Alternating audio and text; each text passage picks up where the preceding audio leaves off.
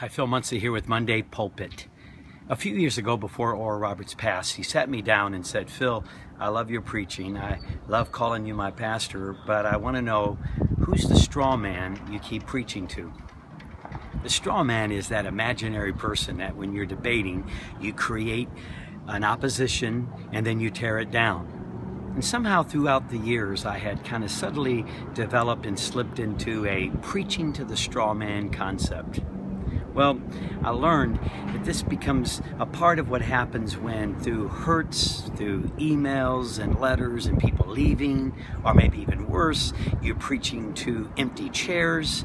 The next thing you know, you find yourself speaking negative or defensive.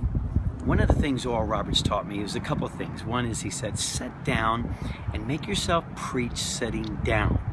This was to help me develop my voice gift and not use my body too much to where it became a distraction. Secondly, he taught me, tell yourself the people love you.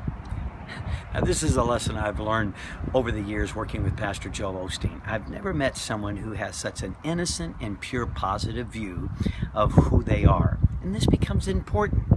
I remember first remembering learning this lesson when, after the second time we did Larry King, Joe came away from the studio and said, "I did pretty good." Well, he did fantastic, but I had never heard a speaker say, "I did pretty good."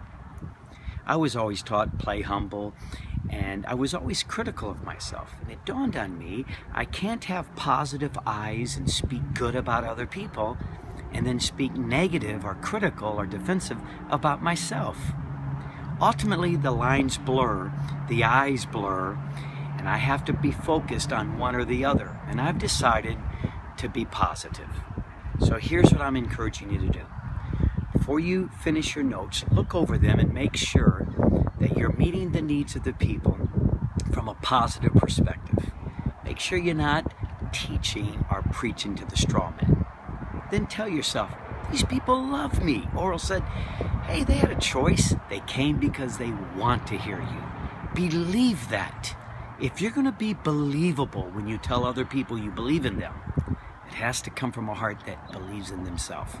If you tell people you love them, it has to come from a heart of someone that says, I love myself.